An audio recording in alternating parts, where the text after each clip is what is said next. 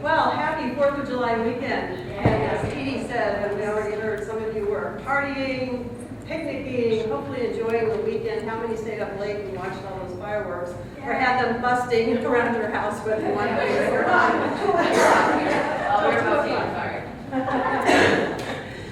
Well, as Martha read for us, the first sentence in the reading, all nature conspires to produce and manifest the freedom of the individual, that it may unloose its own energy.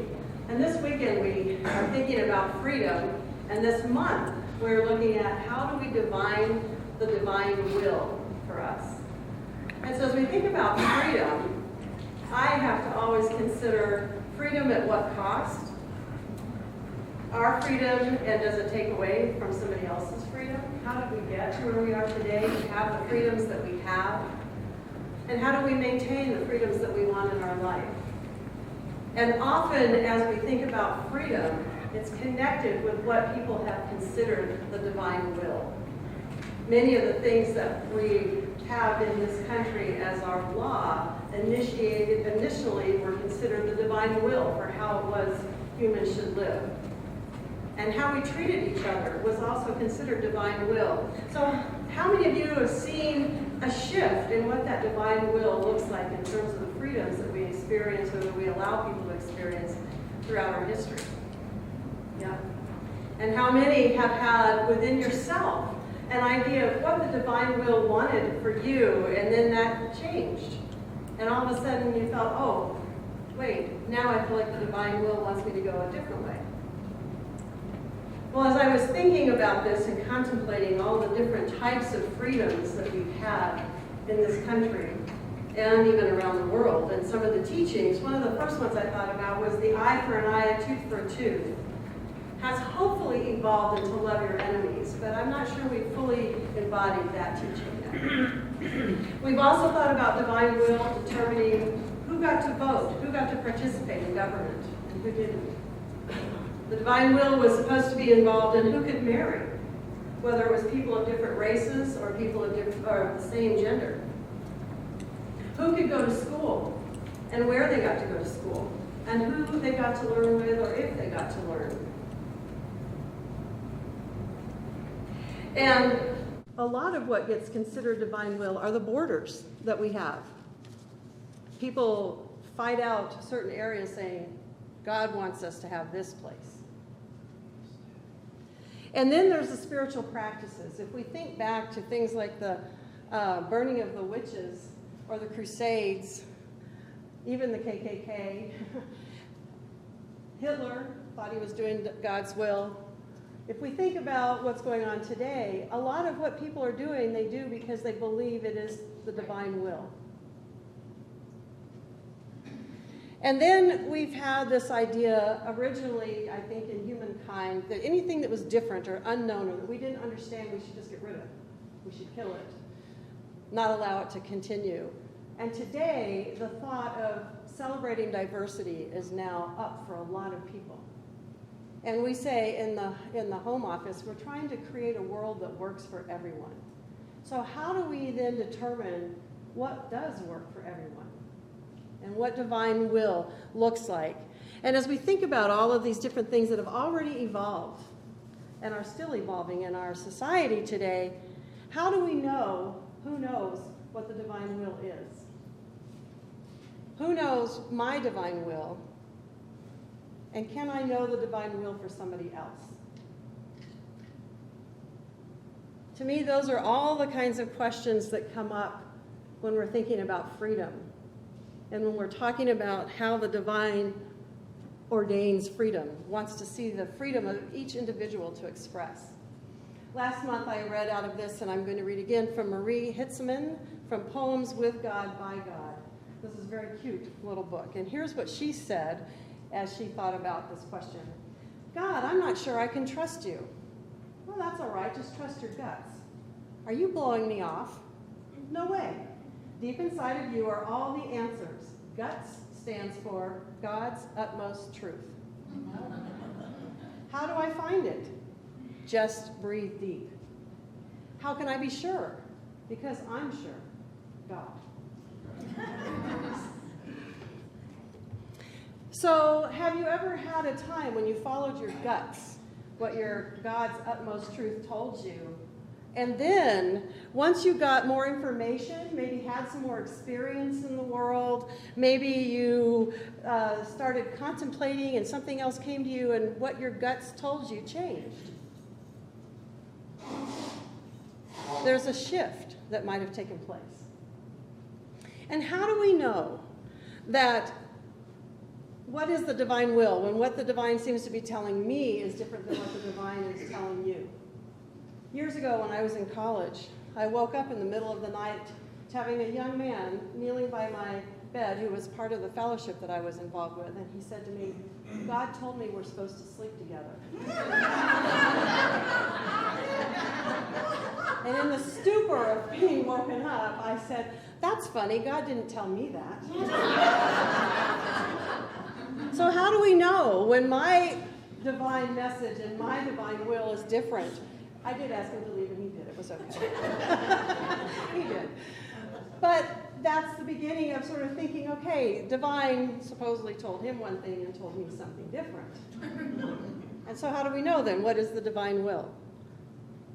And how do we know what's my will, as Martha read, versus thy will? How do we figure all that out? I think often when we're considering the divine will, we're often thinking about thy will be done. And many times we might even say that. And Holmes even said it in that reading, thy will be done.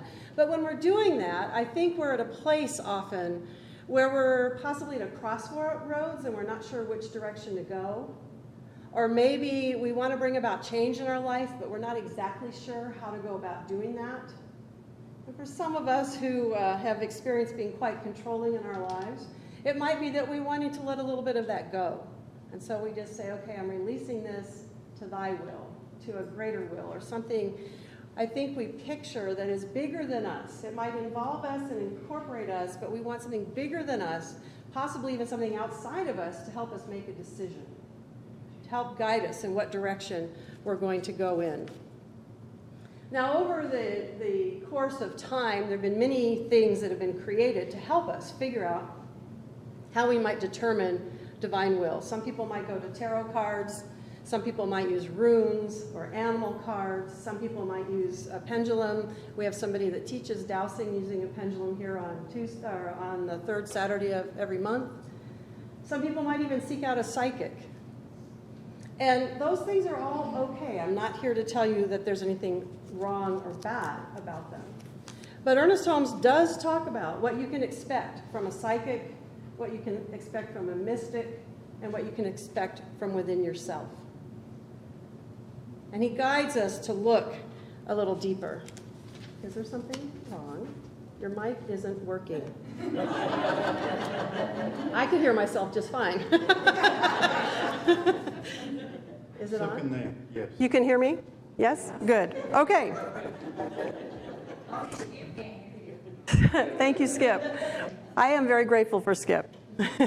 He keeps us going. So, what Ernest Holmes had to say, there we are. If someone should ask whether or not God has any intention for him or her, the answer would be that the only intention that God could have, if we are individuals, would be to let the individual alone to discover him or herself. And in this discovery of the self, we impress the law with the images of our own belief about ourselves. And the law creates a form around these images. Now notice he didn't say that we let the individual alone to discover it, God's will, by him or herself. It said if we're considering that there might be some will for us, that the divine might have a will for us, we should be left alone to discover ourself. So what would discovering ourself have to do with figuring out the divine will? Everybody just breathe. I think that's a pretty interesting concept. If we think that we're left alone to discover ourself in order to discover the divine will. So what do you think about yourself? Now, I'm not asking you what do you think you should do, because that's usually what we're looking for when we're seeking divine will. We want to know what to do. I'm asking, what do you think about yourself? How do you think about yourself? Take a moment and let's just go within. How do you think about yourself?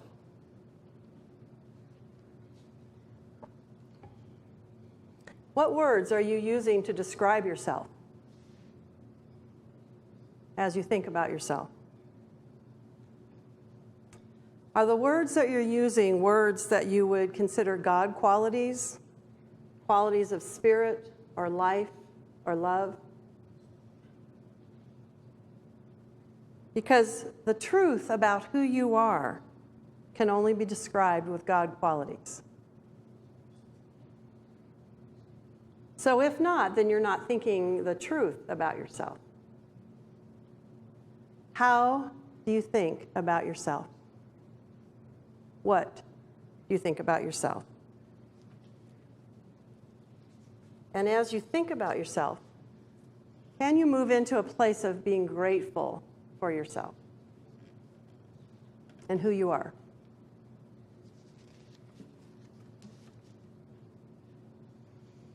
Take another nice deep breath and bring your awareness back here. Like many things in our teaching, it starts with us, how we think about ourselves. And then, as Holmes said, everything draws to us based on how it is we think about ourselves. All of the things we experience are drawn to that very core thought that we have about ourselves. And what we discover as we realize our oneness and our connection with Spirit or with God is that we are those divine qualities. And then he says, in Living the Science of Mind, we have elsewhere discussed the idea that the divine will is toward life. Martha read that out of the Science of Mind textbook. Since being the very principle of life, it cannot contradict itself. It is toward givingness, since in giving it expresses itself. There cannot be the slightest question but that the divine will is toward giving us that which we want in the way in which we want it, provided we first comply with the divine will. Now that kind of sounds like we're going in circles. The divine will, which is harmony, peace, love, goodness, truth, and beauty. And he continues further on to say, and in this connection, we must remember the law of cause and effect. The universal subjectivity has no intention or purpose of its own relative to any individual. We make up its mind for it.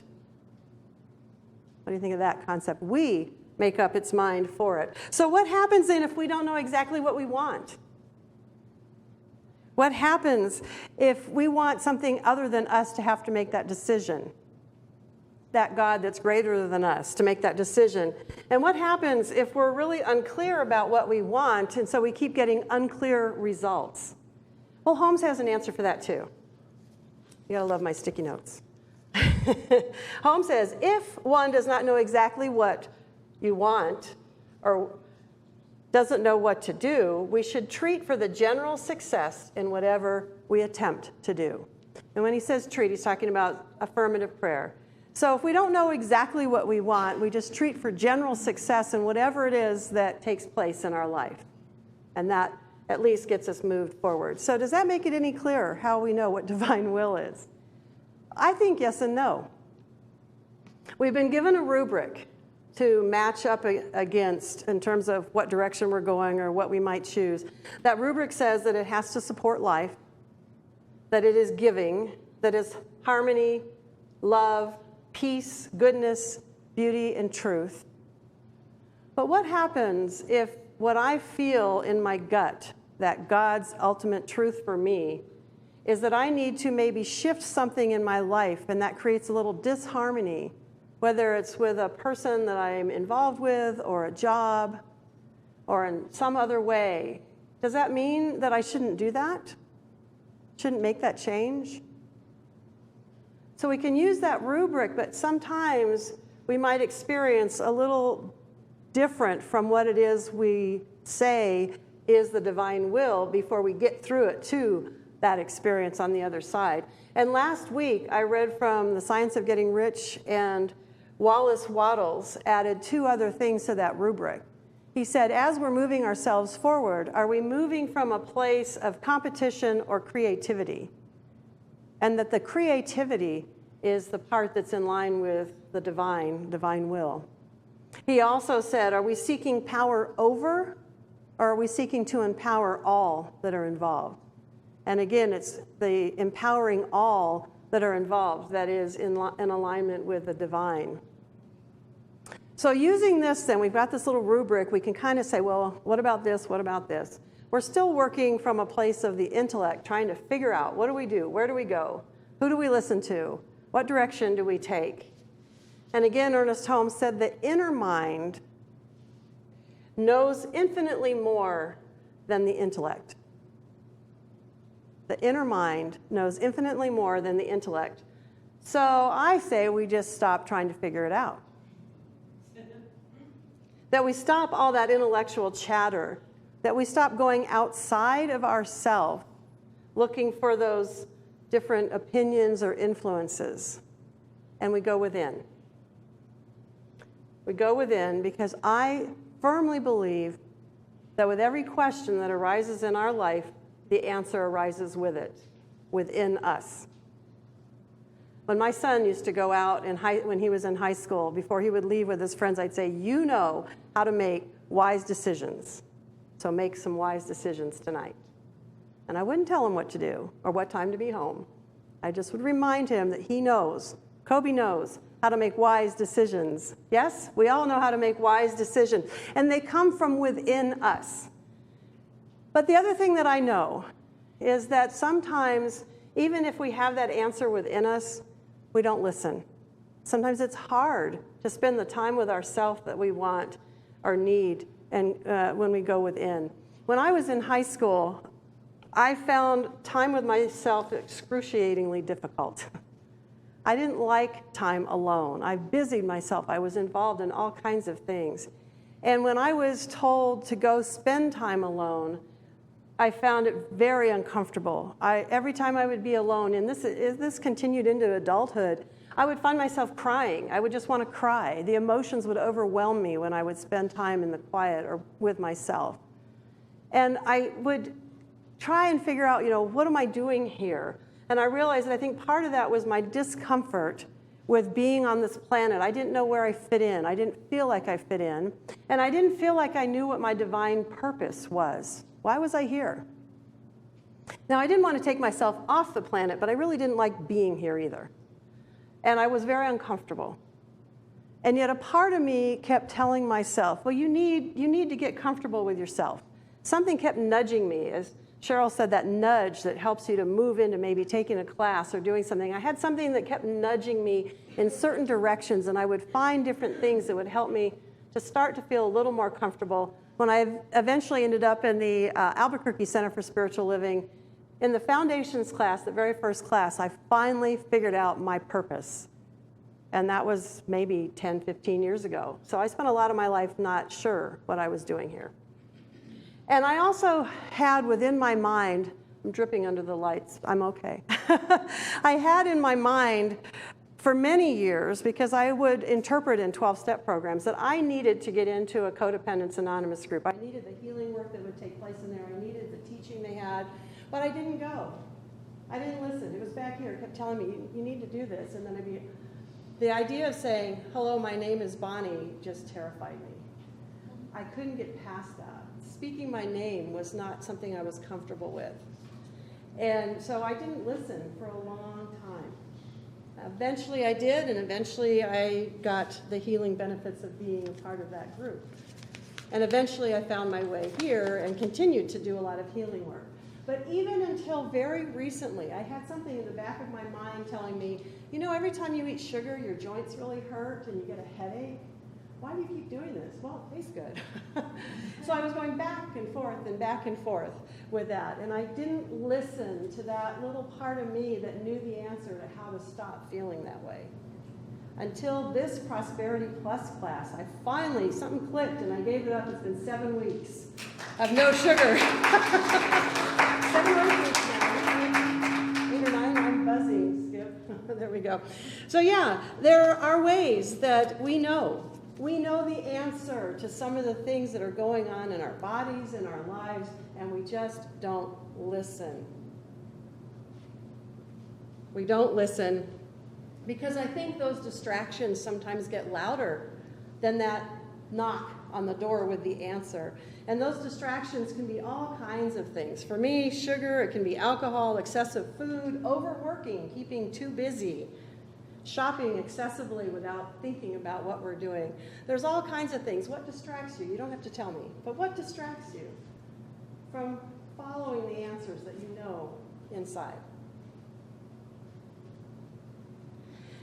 One of the things that we teach here as a way to listen, a way to move into that place where we can actually hear what's going on and pay attention, is meditation. And yet I know meditation is also a challenge for a lot of us. At least we think it is, because we picture somebody sitting on a cushion, and the idea of me getting on the floor on a cushion at this point and getting back up, that's what I'm practicing right now too, how to get on the floor and back up. But we think of meditation as 20 minutes sitting in the silence, trying to quiet our mind that's just going around and around and around and around. And so we think, I can't do that, so we don't even try. But there's other things that you can do. There's other ways than just picturing that form of meditation, to go within and to listen to that answer that's already there. What I do still is I keep a pad of paper and a pencil next to me. And so when I go within and I take time to be quiet, I know sometimes thoughts are going to come through. And sometimes it's as simple as, oh, I still need to go pick up milk. I'll write it down so I don't keep thinking about it. Sometimes what comes through are the answers, and I write them down, and then I go back into the silence. I also needed for a while to move when I did meditation. So yoga meditation, walking meditations. There's all different kinds of things that you can use. Just journaling, straight journaling, letting the thoughts come through. Finding a way to go within to listen to that answer. So let's do a little bit of that right now. There is no right or wrong way. You just want to take that time. So consider that thought. You know the answer to what the divine will is for you, whatever the question is in your life right now. So take a nice deep breath. And breathe into your heart center. You know the answer. So what has been knocking at the door of your awareness lately? What's been knocking, trying to get your attention? What has been asking to be let in?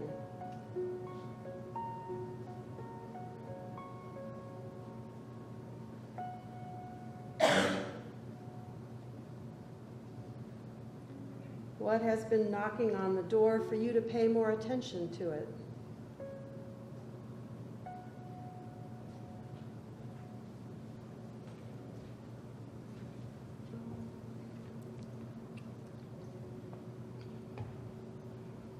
What has been knocking on the door to possibly be let out?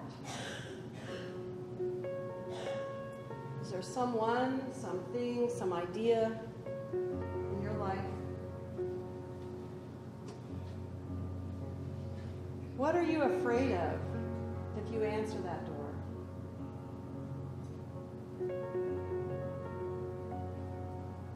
What are you afraid of letting into your house, which is you, if you answer that door?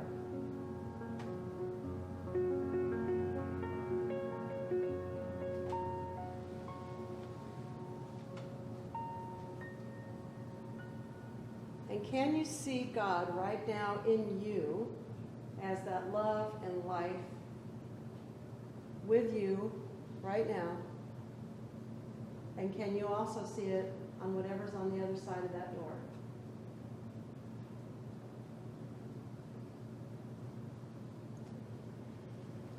So now imagine yourself answering that door. Imagine yourself opening it to your greater good. What's happening?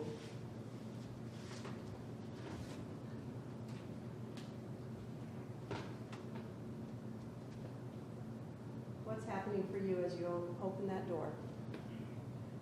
Take another nice deep breath. Just welcome it in.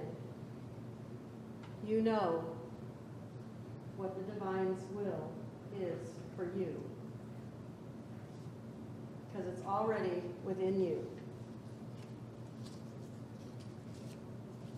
So take another deep breath as you hear these words of Joel Goldsmith. God is just as much on the other side of the door as it is on this side. There is no place where I can go today where the presence of God is not. Wherever I am, God is.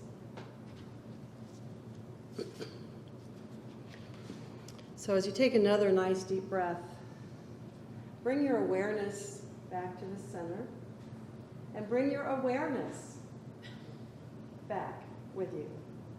The awareness that was on the other side of that door. Just bring that all back with you. Bring your knowingness back with you. Because God is on both sides of the door.